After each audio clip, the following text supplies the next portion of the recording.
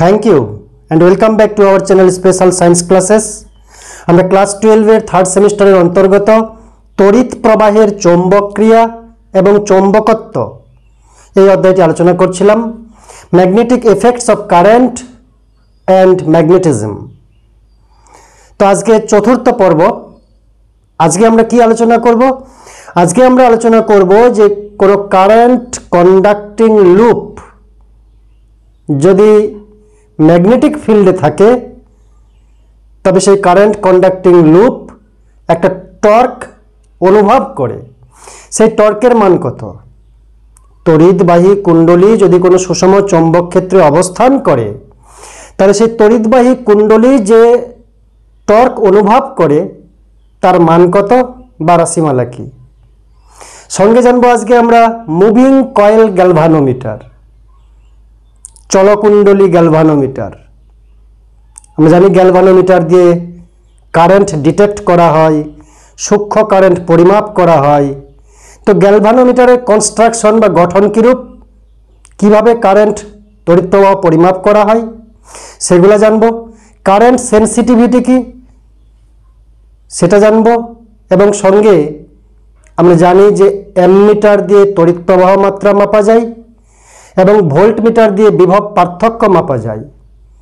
তো একটা গ্যালভানোমিটারকে কিভাবে অ্যামমিটারে রূপান্তর করা যায় বা একটা গ্যালভানোমিটারকে কিভাবে ভোল্টমিটারে রূপান্তর করা যায় সেই বিষয়গুলো আজকে ডিটেলসে আলোচনা করব। কারেন্ট কন্ডাক্টিং লুপ মনে করলাম এইভাবে রয়েছে।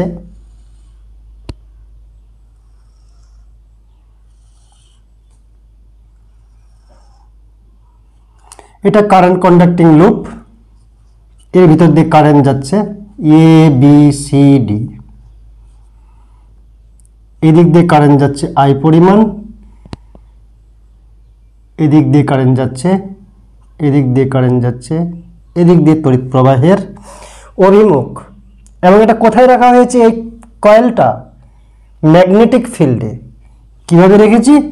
মনে করলাম ম্যাগনেটিক ফিল্ড এই তলের উপর লম্বভাবে অন্তর্মুখী রয়েছে, তাই ক্রস চিহ্ন দিয়ে আমরা ডিনোট করি।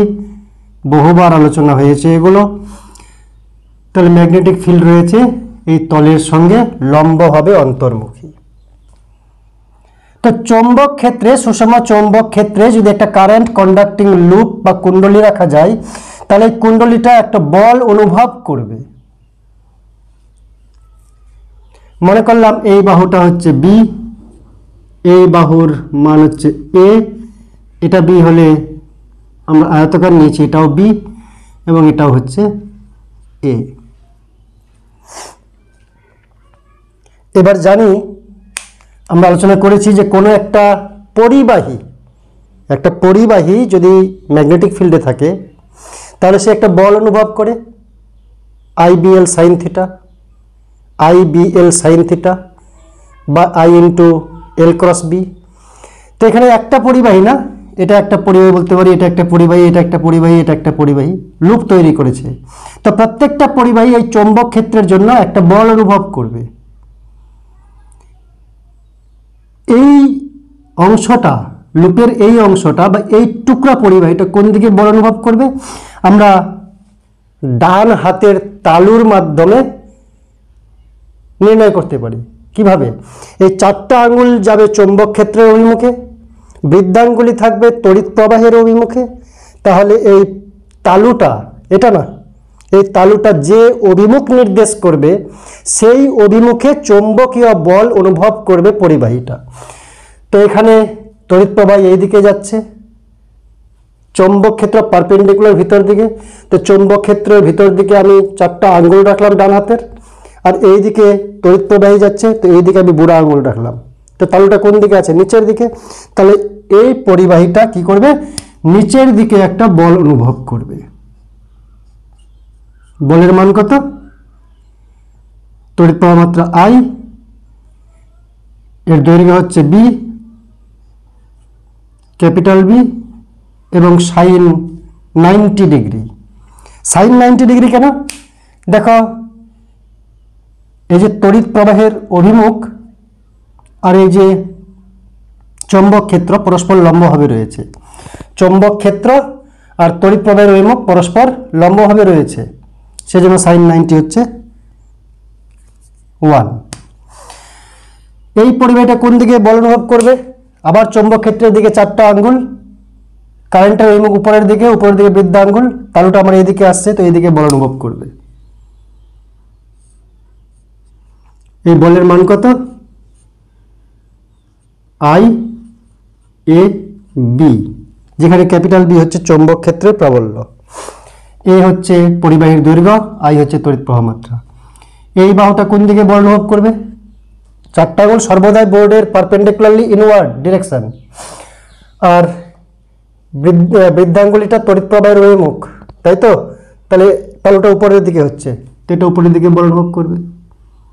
বলের মান কত? I B L sine theta.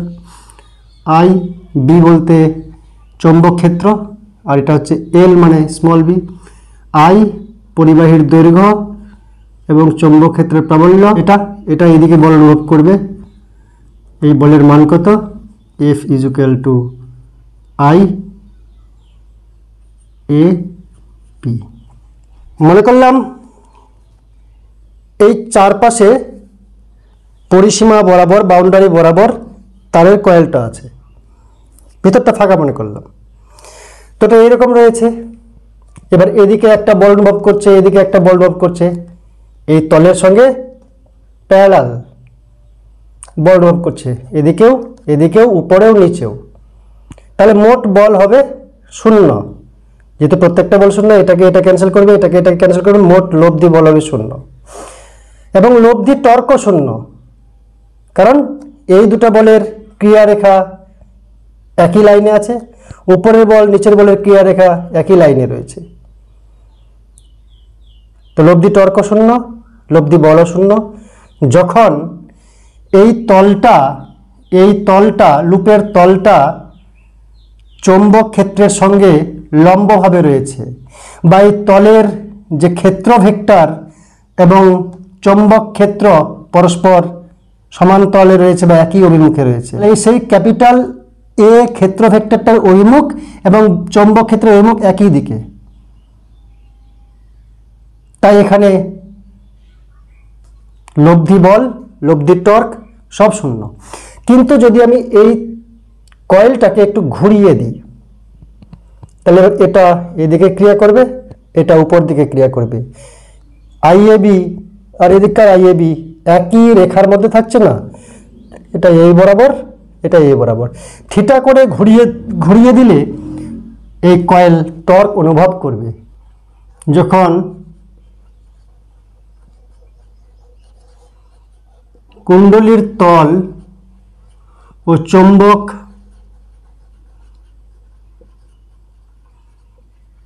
ক্ষেত্র পরস্পর লম্ব, বা বলা যায় এ ভেক্টর সমান্তরাল বি ভেক্টর, তখন লব্ধি বল F net is equal to 0, লব্ধি টর্ক টাউ নেট সেটাও 0। এবার যদি আমরা এই কয়েলটাকে থিটা কোণে ঘুরিয়ে দিই, কিভাবে? মনে করলাম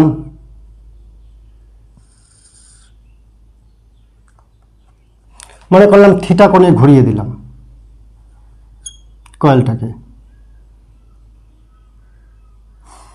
থিটা কোণে ঘুরিয়ে দিলাম, সোজা লাইনও হয় না, থিটা কোণে ঘুরিয়ে দিলাম। তাহলে এই বলটা এখন এখানে ক্রিয়া করবে, মানটা একই থাকবে আইএবি। কেন? তার কারণ হচ্ছে এই যে তড়িৎ প্রবাহের অভিমুখ আর বি এর অভিমুখ এখনো লম্ব আছে, বি ভিতরের দিকে, তড়িৎ প্রবাহ উপরের দিকে, তো লম্ব আছে, তাই এখানেও থিটা হচ্ছে 90 ডিগ্রি, এদিকেও থিটা হচ্ছে 90 ডিগ্রি, এখানেও থিটা হচ্ছে 90 ডিগ্রি, তাই এখানে F is equal to I A B. কিন্তু উপরের দিকে থিটার একটু আলাদা হবে, ঘুরে গেছে যেহেতু এই লাইনটা। কিন্তু লাইনটা ঘুরে গেলেও এখানকার বল একই ক্রিয়া রেখায় কাজ করে। এই বলটারও এদিককার বল আর এদিককার বল একই ক্রিয়া রেখায় কাজ করছে, কারণ এই ডিরেকশনটা ঘুরিয়েছি, উপরটা ঘুরাইনি। তাই এই ডিরেকশন ঘোরালে এই থিটা অ্যাঙ্গেলে কাজ করলেও এটা আই বিবি সাইন থিটা, এদিকে আই বিবি সাইন থিটা, কিন্তু একই ক্রিয়া রেখায় কাজ করে। এই লাইনটা একই রকম রয়েছে, এই লাইন একই বরাবর, এই লাইন একই বরাবর, উপরের লাইন নিচের লাইন একই বরাবর। তাই উপরের বল আই বিবি সাইন থিটা আর নিচে আই বিবি সাইন থিটা পরস্পরকে ক্যান্সেল করবে, কিন্তু এই বল আর এই বল ক্যান্সেল করবে না, কারণ ক্রিয়া রেখাটা পাল্টে গেছে, ঘুরে গেছে। এটা যদি তল বরাবর হয় তো এদিককার বলটা হাওয়াতে এই বরাবর, একটা এই বরাবর, একটা উপরে এই বরাবর, অ্যাঙ্গেলটা পাল্টে গেছে, ক্রিয়া রেখাটা পাল্টে গেছে, সেই কারণে টর্ক ক্রিয়া করবে। তো কি বলবো, যদি কুণ্ডলী থিটা কোণে ঘোরানো হয়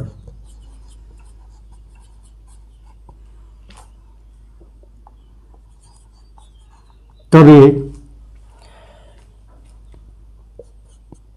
এফ সমান আই এ বি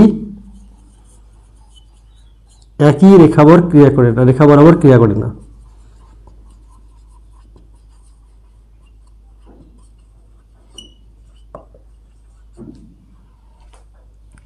অতএব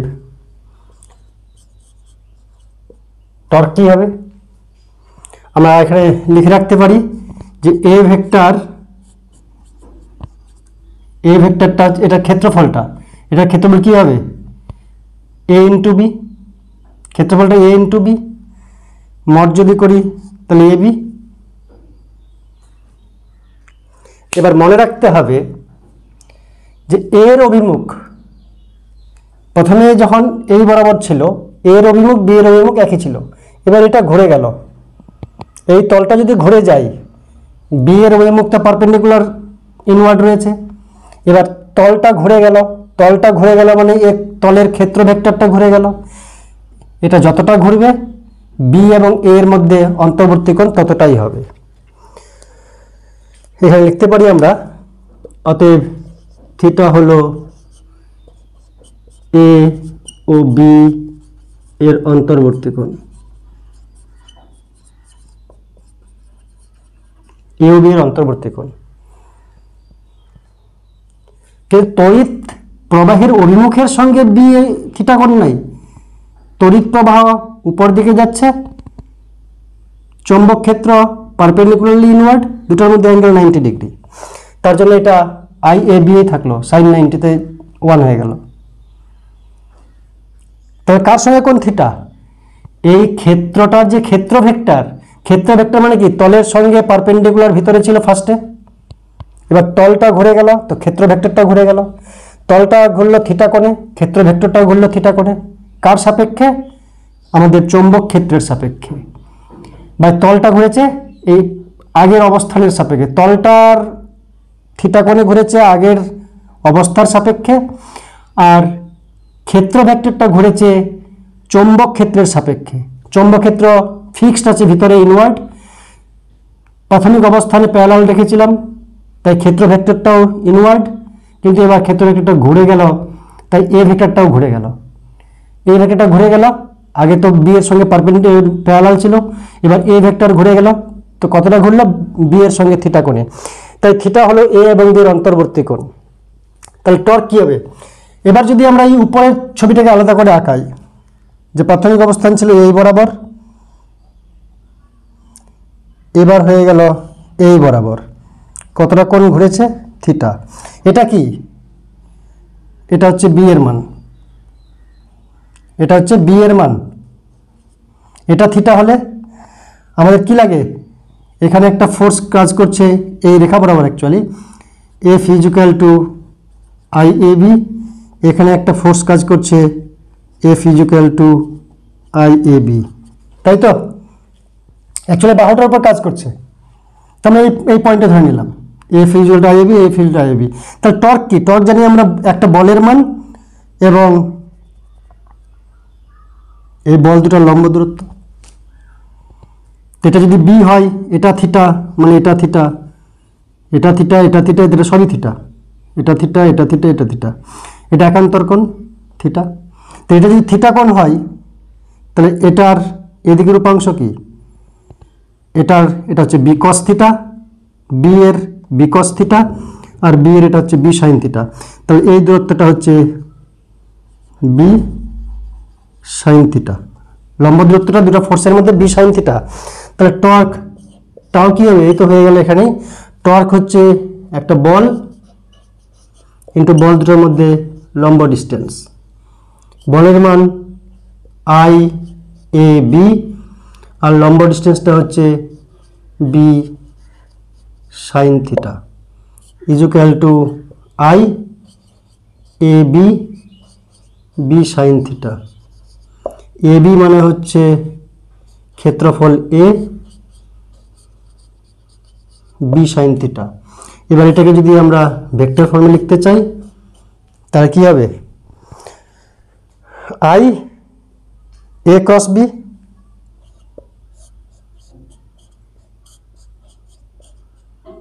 A ক্রস B। এর অভিমুখ কোন দিকে? এর অভিমুখ এই বরাবর হয়ে গেছে, ওটা ভিতরের দিকে, A থেকে B। তো এটাকে এরকম ঘোরাচ্ছে, এটা এদিকে ঘোরাচ্ছে, ওটা এদিকে আসছে। এবার মনে রাখতে হবে, যে কোনো কুণ্ডলী দিয়ে যদি তড়িৎ প্রবাহ প্রবাহিত হয়, কুণ্ডলীটা করে চৌম্বক দ্বিমেরুর মতো কাজ করে।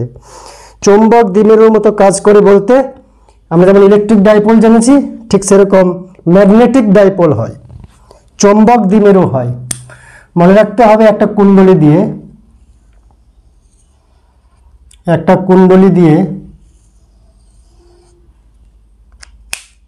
যদি মনে করলাম এই বরাবর তড়িৎ প্রবাহিত হচ্ছে ক্লকওয়াইজ, তাহলে মনে রাখতে হবে এই প্রান্তটা তার কি হবে?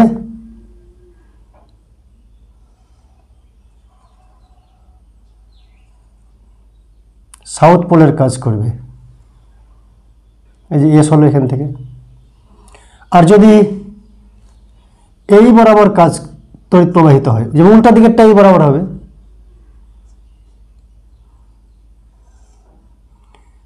তো এটা নর্থ পোলের কাজ করবে।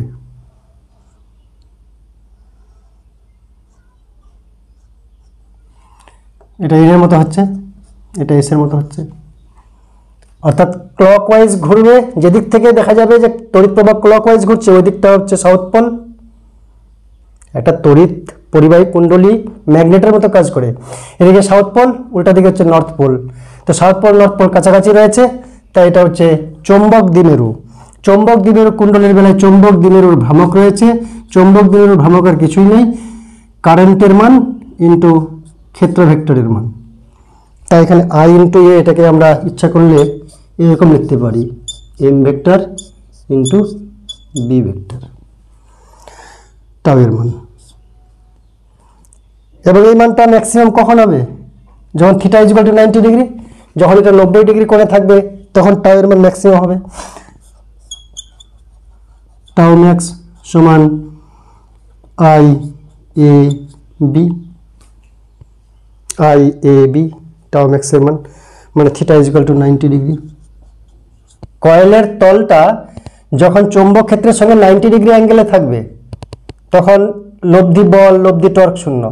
খানিকটা কাত করে দেবো যখন, তখনই টর্কটা ক্রিয়া করবে, এবং সেই টর্কের মান আমরা নির্ণয় করতে পারি এইভাবে। এবারে কুণ্ডলীতে যদি n সংখ্যক পাক সংখ্যা থাকে, মনে করলাম তারের পাক সংখ্যা আছে n সংখ্যক, তাহলে যেটা টাউ তৈরি হলো, টর্ক তৈরি হলো, সেটা বেড়ে n গুণ হয়ে যাবে। অর্থাৎ n পাক থাকলে n পাকের জন্য টাউ কি হবে?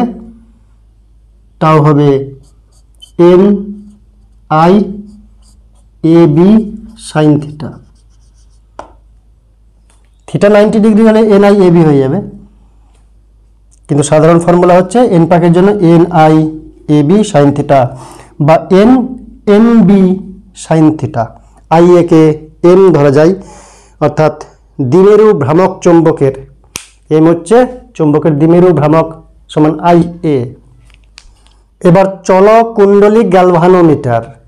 গ্যালভানোমিটার ফিজিক্সের প্র্যাকটিক্যাল তোমরা যারা করো দেখবে ছোট ছোট বাক্সের মধ্যে গ্যালভানোমিটার, অ্যামমিটার, ভোল্টমিটার রয়েছে। তো সেই গ্যালভানোমিটার, চল কুণ্ডলী গ্যালভানোমিটার যন্ত্রটা আজকে আলোচনা করব। গ্যালভানোমিটার এমন একটা যন্ত্র যেটা দিয়ে সূক্ষ্ম, অতি সূক্ষ্ম তড়িৎ প্রবাহ মাত্রা পরিমাপ করা যায় এবং তড়িৎ প্রবাহ মাত্রাকে চিহ্নিত করা যায়। চিহ্নিত করা যায় মানে হুইটস্টোন ব্রিজে দেখেছিলে যে মাঝখানে গ্যালভানোমিটার লাগিয়ে দেওয়া হয়েছিল, তড়িৎ প্রবাহ হচ্ছে কি হচ্ছে না। তড়িৎ প্রবাহ যদি হয় গ্যালভানোমিটারের কাঁটা বিক্ষেপ হবে, উল্টো দিকে তড়িৎ প্রবাহ যদি হয়ে যায় কাঁটা উল্টো দিকে বিক্ষেপ হবে। অর্থাৎ গ্যালভানোমিটার কাঁটার বিক্ষেপণ দেখে তড়িৎ প্রবাহ মাত্রা প্রবাহিত হচ্ছে কি হচ্ছে না, এবং বিক্ষেপণের পরিমাণ দেখে কি পরিমাণ তড়িৎ প্রবাহ মাত্রা প্রবাহিত হচ্ছে সেটা নির্ণয় করা যায়। সাধারণত মিলি অ্যাম্পিয়ার এবং মাইক্রো অ্যাম্পিয়ারের তড়িৎ প্রবাহ মাত্রা আমরা চলকুণ্ডলী গ্যালভানোমিটার দিয়ে নির্ণয় করতে পারি।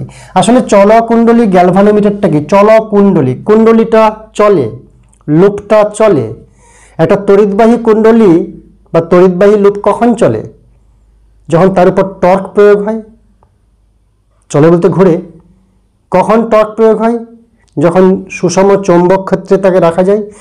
অর্থাৎ চলকুণ্ডলী গ্যালভানোমিটার আর কিছুই না, একটা সুষম চৌম্বক ক্ষেত্রে একটা তড়িৎবাহী কুণ্ডলীকে এমনভাবে স্থাপন করা হয় যাতে টর্ক প্রয়োগের কারণে যখনই কুণ্ডলী দিয়ে তড়িৎ প্রবাহিত হবে তখনই তড়িৎ প্রবাহ হলেই কুণ্ডলীটার মধ্যে টর্ক ক্রিয়া করবে, আর টর্কের কারণে কুণ্ডলীটা ঘুরে যাবে। আর কুণ্ডলীর মাথার মধ্যে একটা ইন্ডিকেটর থাকবে, সূচক থাকবে, একটা স্কেল থাকবে। কুণ্ডলী ঘুরলেই সূচক নড়বে, সূচক নড়লে স্কেলের পাঠ দিবে। বেশি তড়িৎ প্রবাহ মাত্রা পাঠাবো তো টর্ক বেশি হবে, বেশি ঘুরবে। কম তড়িৎ প্রবাহ মাত্রা পাঠাবো তো কম ঘুরবে, কম রিডিং দিবে। তাই রিডিং দেখে আমরা তড়িৎ প্রবাহ মাত্রাকে নির্ণয় করতে পারি বা আদৌ তড়িৎ প্রবাহিত হচ্ছে কিনা সেটা বুঝতে পারি এই চলকুণ্ডলী গ্যালভানোমিটারের মাধ্যমে। তো চলকুণ্ডলী গ্যালভানোমিটার কি প্রথমে যদি বলতে হয়, তো এটি একটি বৈদ্যুতিক যন্ত্র। এটি এমন একটি বৈদ্যুতিক যন্ত্র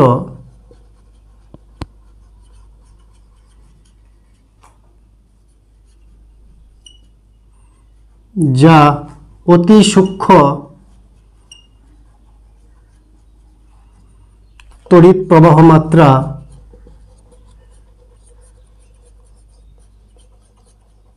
অতি সূক্ষ্ম কেন সেটা আলোচনা করব।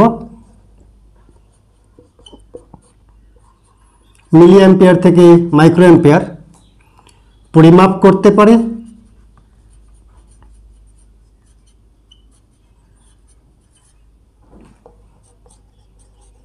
বা চিহ্নিত করতে পারে, ডিটেক্ট করতে পারে যে আদৌ তড়িৎ প্রবাহ মাত্রা প্রবাহিত হচ্ছে কি হচ্ছে না। এই গ্যালভানোমিটারকে আবার আমরা অ্যামমিটারে এবং ভোল্টমিটারে পরিণত করতে পারি, সেটা আলোচনা করব আজকে। অতি সহজ, খুব ইন্টারেস্টিং বিষয়। তো এটার মূল নীতি কি? কি নীতির উপর কাজ করে? সুষম চৌম্বক ক্ষেত্রের মধ্যে টর্ক প্রয়োগ হবে কুণ্ডলীতে। গ্যালভানোমিটারটার ভিতরে একটা কুণ্ডলী আছে, তড়িৎবাহী কুণ্ডলী, যেটা কাঁচা লোহার সিলিন্ডারের গায়ে জড়ানো আছে, আলোচনা করব। তো সুষম চৌম্বক ক্ষেত্রে একটি তড়িৎবাহী কুণ্ডলী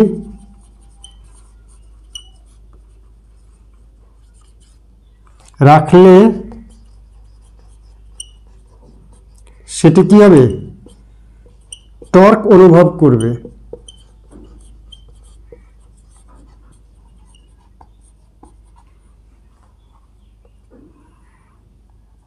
এবং বিক্ষেপণ ঘটবে।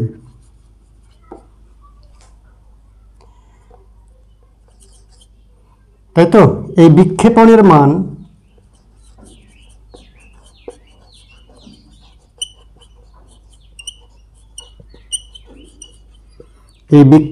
মান তড়িৎ প্রবাহ মাত্রার সমানুপাতিক।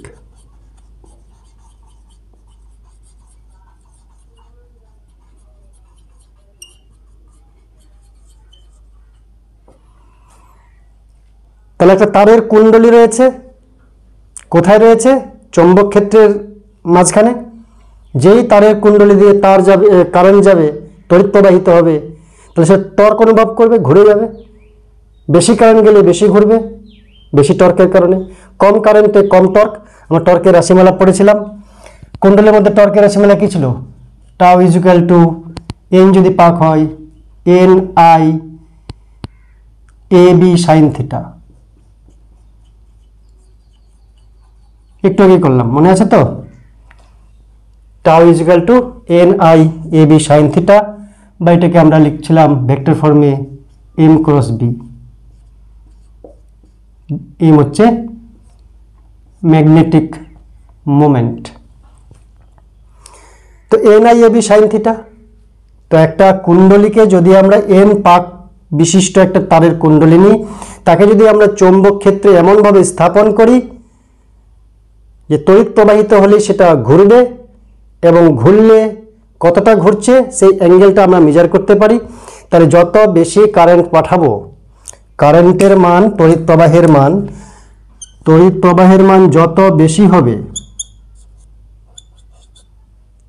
কারেন্ট বেশি হলে তাও বেশি হবে।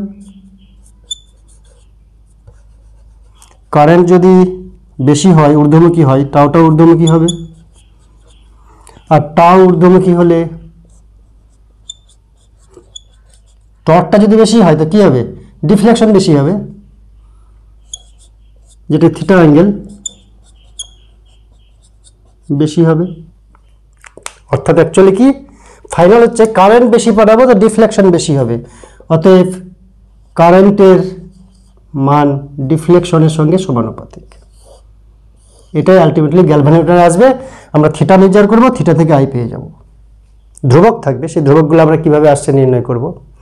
তো প্রথমে এর কনস্ট্রাকশনটা বলি। কনস্ট্রাকশনটা কিছুই না, একটা কাঁচা লোহার চোঙ নেওয়া হয়েছে, সিলিন্ড্রিক্যাল চোঙ। সেই সিলিন্ড্রিক্যাল চোঙের গায়ে অক্ষ যেভাবে রয়েছে, মিডিলে সেন্টার বরাবর যে অক্ষ রয়েছে, অক্ষ বরাবর তড়িৎবাহী তার পেঁচিয়ে দেওয়া হয়েছে।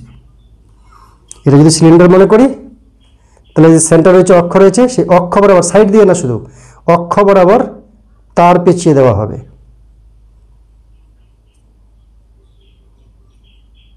তার পেঁচিয়ে দেওয়া হয়েছে অক্ষ বরাবর। এবং এটাকে কাঁচা লোহার সিলিন্ডার, কিন্তু ফাঁপা না, কাঁচা লোহার সিলিন্ডার কেন দেওয়া হয়েছে? আমাদের মূল টার্গেট হচ্ছে চৌম্বক বলরেখাগুলিকে এখানে রেডিয়াল করতে হবে। কারণ থিটাটা যাতে 90 ডিগ্রি সর্বদাই থাকে। যতই এটা ঘোরাঘুরি করুক কয়েলটা, থিটা যাতে সর্বদাই 90 ডিগ্রি থাকে with respect to magnetic field B. B এর সাপেক্ষে থিটা যাতে সর্বদাই 90 ডিগ্রি থাকে, সেই কারণে আমাদের এখানে কাঁচা লোহার একটা সলিড সিলিন্ডার নেওয়া হয়েছে, নরম লোহার, ফেরোম্যাগনেটিক পদার্থ, চুম্বক বলরেখাকে টানবে। তার গায়ে এই বরাবর তারের কুণ্ডলী নেওয়া হয়েছে।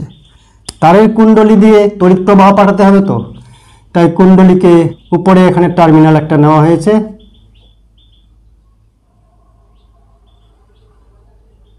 মাঝ বরাবর ঝুলিয়ে দেওয়া হয়েছে, এবং নিচে একটা স্প্রিং দেওয়া হয়েছে। স্প্রিংয়ের অপর প্রান্তে টার্মিনাল 2, এটা টার্মিনাল 1। এটা ফসফর ব্রোঞ্জ দিয়ে একটা সরু তার ঝুলিয়ে দেওয়া হয়েছে, রজ্জু বলা যায়, ওটা দিয়ে কারেন্ট যাবে। ফসফর ব্রোঞ্জ,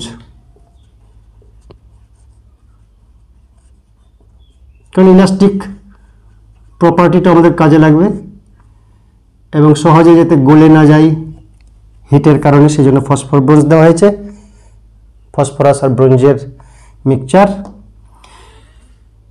এবার এদিকে যে অশ্বক ক্ষুরাকৃতি চুম্বক নেওয়া হয়েছে, সেই অশ্বক ক্ষুরাকৃতি চুম্বক সেটা কিভাবে নেওয়া হয়েছে? সেটাও নেওয়া হয়েছে সিলিন্ড্রিক্যাল, অর্থাৎ চুম্বকের যে মেরুমুখ সেটা এরকম দেখতে। এদিকে উত্তর মেরুমুখ, চুম্বকটা আছে কিন্তু মুখটা এরকম দেখতে, সিলিন্ড্রিক্যাল। আর ওইদিকে দক্ষিণ মেরু, সেটাও সিলিন্ড্রিক্যাল। আর মাঝখানে যে কয়েলটা রয়েছে সেটা আবার সিলিন্ডারের উপরে পেঁচানো রয়েছে, অক্ষ বরাবর, কিন্তু সাইড দিয়ে না, শুধু এবং মিডিল পয়েন্টে, যাতে একই অক্ষে থাকে। সিলিন্ড্রিক্যালের অক্ষ আর এই যে এটা কি বলে কয়েলটার অক্ষ, যাতে একসঙ্গে ঘুরতে পারে। অ্যাকচুয়ালি যদি কয়েলটা এই বরাবর ধরি, অক্ষ যদি আমরা পারপেন্ডিকুলার ধরি, মনে করো এরকম এরকম এটা রয়েছে, এটা কয়েলটা এই বরাবর, তাহলে অক্ষ যদি আমি এটা ধরি, তাহলে তার সঙ্গে সিলিন্ডারের অক্ষ 90 ডিগ্রি। কিন্তু সিলিন্ডারের যে মিডিলে অক্ষ রয়েছে তার গা ঘেঁষে সেই বরাবরই কয়েলটাকে ঘোরানো পেঁচানো হয়েছে।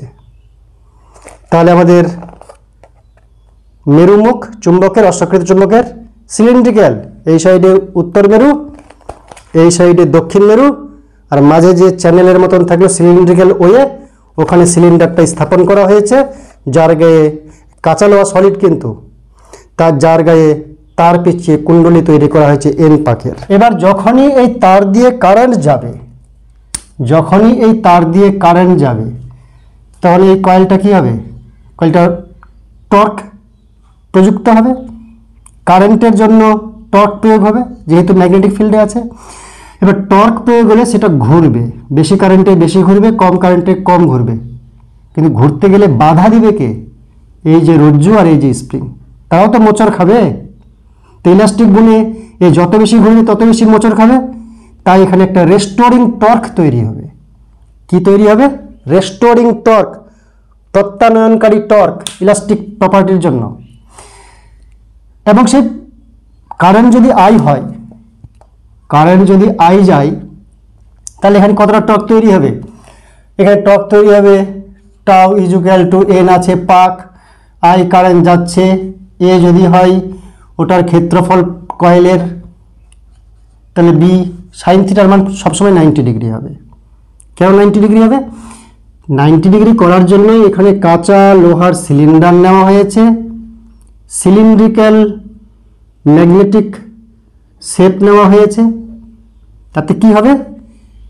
এই যে ম্যাগনেটিক ফোর্স লাইনগুলো, ম্যাগনেটিক ফিল্ডে, সেটা হবে রেডিয়াল। কি হবে? ম্যাগনেটিক চৌম্বক বলরেখা রেডিয়াল হবে, চৌম্বক বলরেখা রেডিয়াল হবে, অর্থাৎ ব্যাসার্ধমুখী সর্বদাই। তাতে আমার লাভ কি? তাতে আমার লাভ হচ্ছে এই অ্যারোগুলা চৌম্বক বলরেখা। আর এটা কি দিয়েছি? এটা হচ্ছে মাথা থেকে, এই ছবিটাকে যদি এখানে চোখ রাখি আমি দেখি, এখানে যদি আমরা চোখ রেখে দেখি,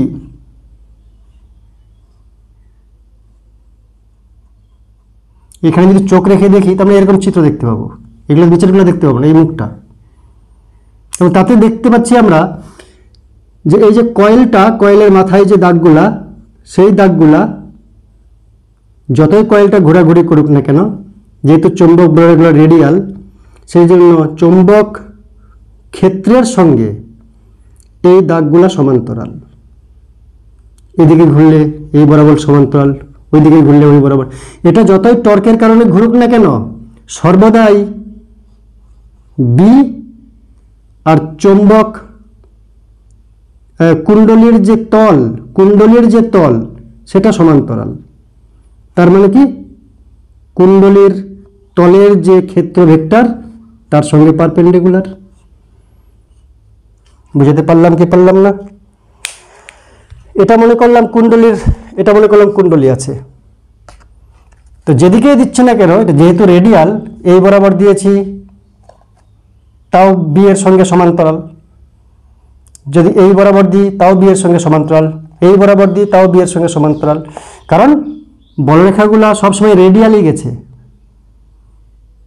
তো যদি বি এর সঙ্গে এই তলটা সমান্তরাল হয়, তা তলের ক্ষেত্র ভেক্টর তো পারপেন্ডিকুলার, তো তলের পারপেন্ডিকুলার সেটা চৌম্বক ক্ষেত্রের পারপেন্ডিকুলার হবে, কারণ চৌম্বক ক্ষেত্রের সঙ্গে তল সমান্তরাল, চৌম্বক ক্ষেত্রের সঙ্গে তল সমান্তরাল, বা এই যে কয়েলটা আছে কয়েলটা হচ্ছে সমান্তরাল চৌম্বক ক্ষেত্রের সঙ্গে যতটাই ঘোরাঘুরি করুক, কারণ রেডিয়াল হচ্ছে চৌম্বক ক্ষেত্রের দিক।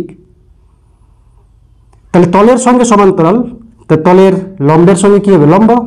সেই তলের লম্বটাই হচ্ছে ক্ষেত্র ভেক্টর, তা ক্ষেত্র ভেক্টরের সঙ্গে বি অলওয়েজ পারপেন্ডিকুলার। সেই কারণে কি হবে? থিটাটা সর্বদা হবে 90 ডিগ্রি। 90 ডিগ্রি টাও মানে NIAB। এবার এটা আই কারেন্ট গেলে এই পরিমাণ টর্ক হবে।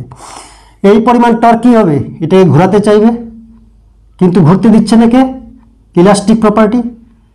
যত এটা বেশি ঘুরতে চাইবে টাও এটার যে রেস্টোরিং টর্ক, ইলাস্টিক প্রপার্টি, সেটা আস্তে আস্তে রেস্টোরিং ফোর্সটা বাড়বে, রেস্টোরিং টর্কটা বাড়বে। বাড়তে বাড়তে রেস্টোরিং টর্ক আর এই এক্সটার্নাল টর্ক, কারেন্টের জন্য কয়েলের উপর যে টর্ক, দুটা যখন সমান হয়ে যাবে তখন এটা একটা সাম্য অবস্থানে পৌঁছে যাবে। বুঝতে পারলাম কি বললাম না? এটাকে ঘোরাচ্ছে কে ফার্স্টে? কারেন্টের জন্য কয়েলে কারেন্ট যাচ্ছে, কয়েলে কারেন্ট গেলে ওখানে টর্ক তৈরি হবে, টর্ক তৈরি হলে ওটাকে ঘোরাবে। কত দূর ঘোরাবে? এখানে তো ইলাস্টিক একটা রজ্জু আছে, স্প্রিং আছে, তা তো বাধা দিবে। তো কত দূর ঘুরবে? এই টর্কের মান যখন এখানে রেস্টোরিং টর্কের সমান হয়ে যাবে তখন থেমে যাবে সেখানে। তো অর্থাৎ রেস্টোরিং টর্ক আর এক্সটার্নাল টর্ক সমান হয়ে যাবে। তো মনে করলাম রেস্টোরিং টর্কটা কি হয়? রেস্টোরিং টর্ক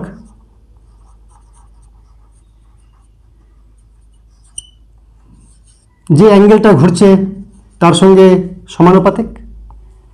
অল্প ঘুরলে অল্প রেস্টোরিং টর্ক, বেশি ঘুরলে বেশি রেস্টোরিং টর্ক, আরও বেশি ঘুরলে আরও বেশি রেস্টোরিং টর্ক। অনেক বেশি ঘুরলে এটা ছিঁড়ে যেতে পারে, এটা ভেঙে যেতে পারে। বা অনেক বেশি ঘুরবে কখন? যখন অনেক বেশি কারেন্ট হবে। অনেক বেশি কারেন্ট হলে তাপীয় ফলাফলের জন্য এটা চিকন সরু তার, এর ভিতর দিয়ে যদি বেশি কারেন্ট আসে, এটা ঘুরলে তো মোচড় টোচড় খেয়ে ভাঙতেই পারে। অথবা বেশি প্রবাহের জন্য বেশি তাপ তৈরি হলে এটা গলে যেতে পারে, ছিঁড়ে যেতে পারে, ফিউজ তারের মতন ছিন্ন হয়ে যেতে পারে। সেই কারণে গ্যালভানোমিটার দিয়ে বেশি কারেন্ট কখনোই নিয়ে যেতে হয় না, বা এর পরিমাপ করতে পারে না, বা ডিটেক্ট করতে পারে না। মাইক্রো অ্যাম্পিয়ার বা মিলি অ্যাম্পিয়ারের কারেন্ট পরিমাপ করতে পারে। তো যাই হোক, আই কারেন্ট গেছে, সেই কারণে এটা হচ্ছে টর্ক কয়েলের উপর। আর যখন থিটা ঘুরছে তখন তার উপর রেস্টোরিং টর্ক হচ্ছে টি রেস্টোরিং। তো টি রেস্টোরিং আর দিয়ে বের করলাম ইকুয়াল টু সি থিটা। সিটা কি? সেটা হচ্ছে একক ঘূর্ণনের জন্য রেস্টোরিং টর্ক। সি হচ্ছে একক ঘূর্ণনের জন্য রজ্জু, এই রেস্টোরিং টর্কটা কে তৈরি করছে? এই যে রজ্জু দড়ি, এখানে যে রজ্জু রয়েছে ফসফর ব্রোঞ্জের, এটাও ফসফর ব্রোঞ্জ।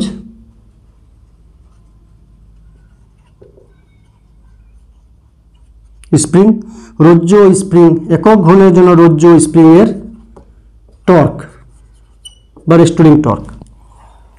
অর্থাৎ কারেন্টটা কয়েলকে ঘোরাচ্ছে, বাধা দিচ্ছে কে? Restoring torque. উপরে একটা সুতা আছে, সে মোচড় খাচ্ছে, নিচে স্প্রিং মোচড় খাচ্ছে, ওরা দুজনে বাধা দিচ্ছে। কোথায় গিয়ে থামবে? যখন দুটা টর্কই সমান হবে। External torque for current and restoring torque for hanging wire and spring, দুটো সমান হবে যখন। তো অতএব সাম্য অবস্থানে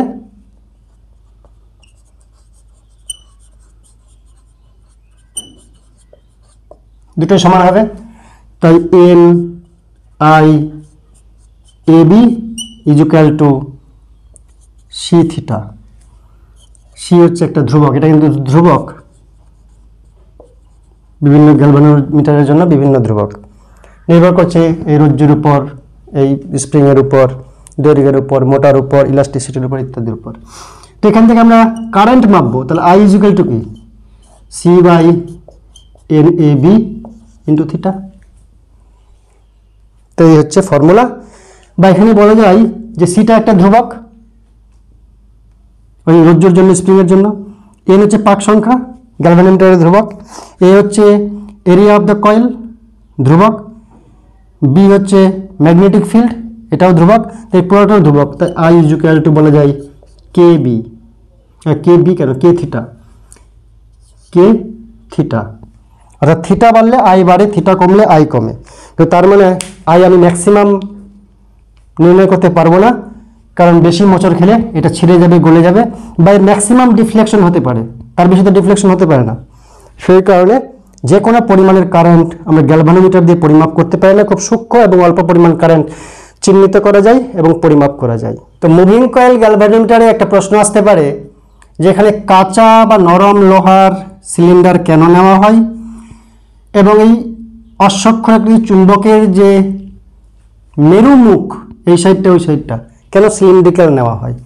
মূল উদ্দেশ্য হচ্ছে চৌম্বক বলরেখাগুলিকে রেডিয়াল করার জন্য, ব্যাসার্ধমুখী করার জন্য। যতই ঘুরুক না কেন কয়েলের সঙ্গে চৌম্বক বলরেখা সমান্তরাল, তাই কয়েলের ক্ষেত্র ভেক্টরের সঙ্গে চৌম্বক ক্ষেত্র 90 ডিগ্রি। কে কে গ্যালভানোমিটার ধ্রুবক বলা হয়, কে এর মান বিভিন্ন গ্যালভানোমিটারের জন্য বিভিন্ন।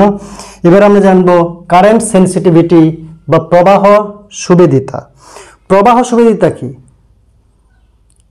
সেন্সিটিভ মানে অল্প ইনপুট দিলেই বেশি আউটপুট, সেটা বেশি সেন্সিটিভ। আর বেশি ইনপুট দিলাম অল্প আউটপুট, সেটা কম সেন্সিটিভ। মানে হালকা চিমটি কাটলাম অনেক লাগলো, সেন্সিটিভ। আর জোরে চিমটি কাটছি তাও ব্যথা লাগছে না, তেমন সেন্সিটিভ নাই এর।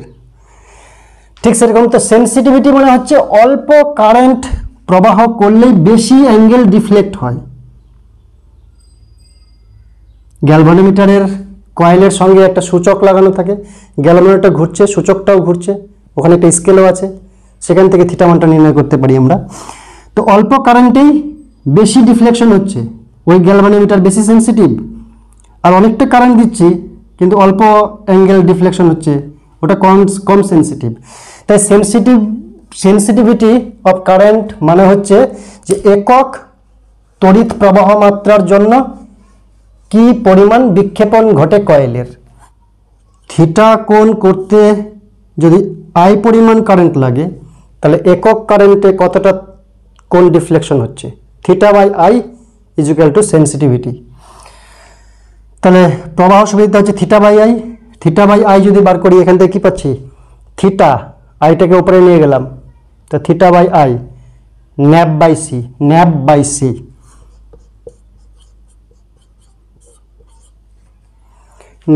সি, তো সেন্সিটিভিটি যে কোনো গ্যালভানোমিটারের জন্য একটা ধ্রুবক, কিন্তু এই ধ্রুবকটা বাড়ানো যায় কমানো যায়। সেন্সিটিভিটি বাড়াবার জন্য সুবিদিতা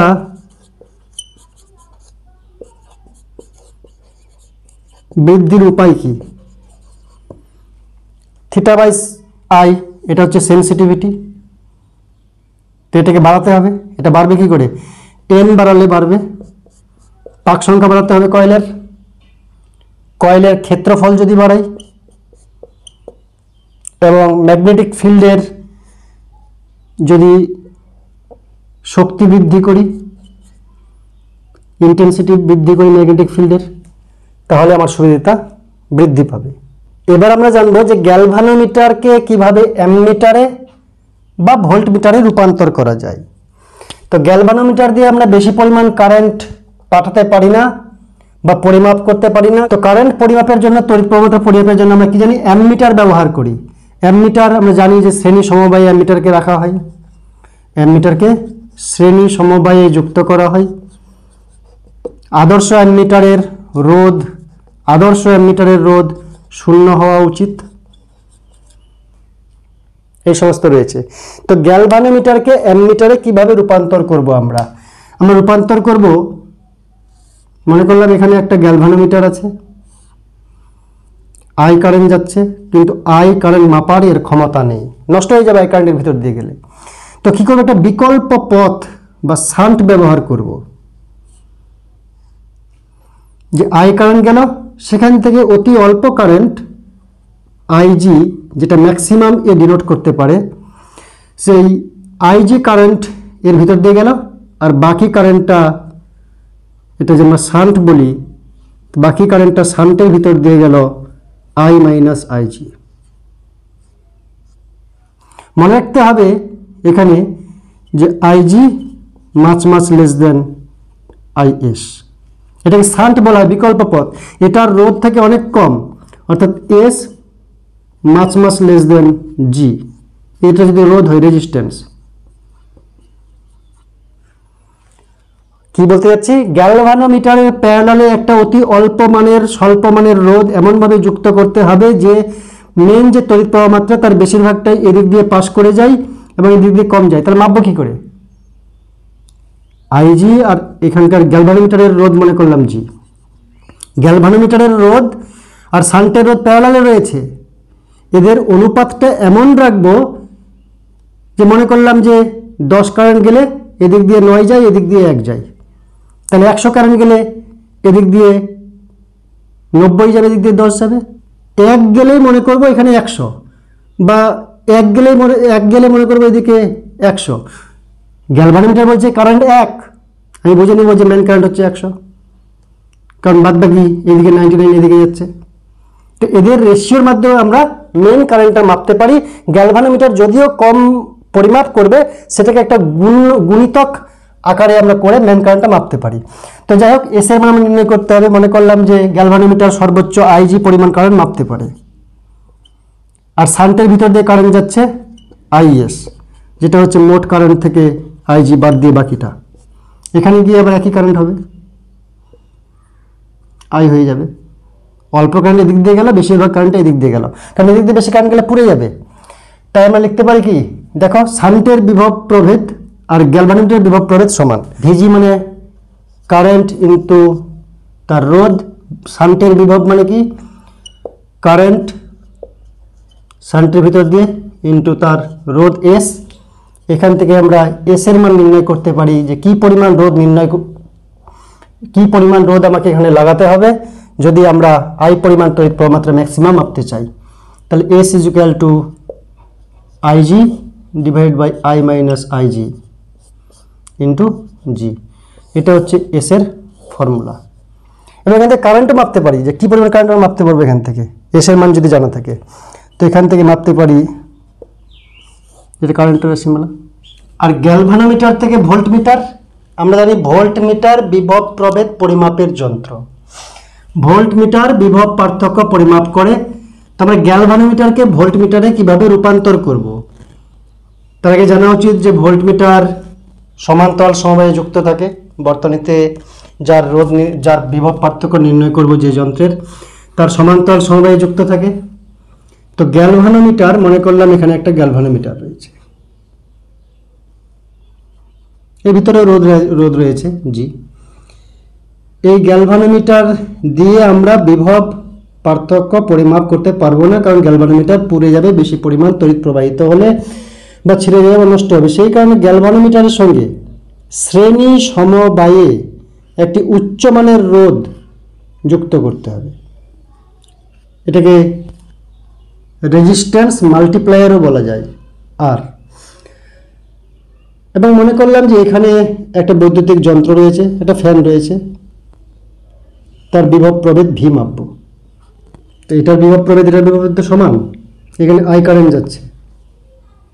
গ্যালভানোমিটার দিয়ে যাতে কম কারেন্ট যায় সেজন্য রোধ বাড়িয়ে দেওয়া হয়েছে। তো শ্রেণী সমবায়ে যদি রোধ যুক্ত করি, এখানে তুল্য রোধ বেড়ে গেল, তো কারেন্টটা কম যাবে, গ্যালভানোমিটার পুড়বে না, বা ফুল ডিফ্লেকশনে সমস্যা হবে না। তাহলে এর বিভব পার্থক্য তো ভি ইজ ইকুয়াল টু এর বিভব পার্থক্য আর এখানকার বিভব পার্থক্য সমান। তো V is equal to IG, যদি গ্যালভানোমিটার দিয়ে কারেন্ট যায় আইজি, ম্যাক্সিমাম ডিফ্লেকশন হয় যে কারেন্টের জন্য আইজি,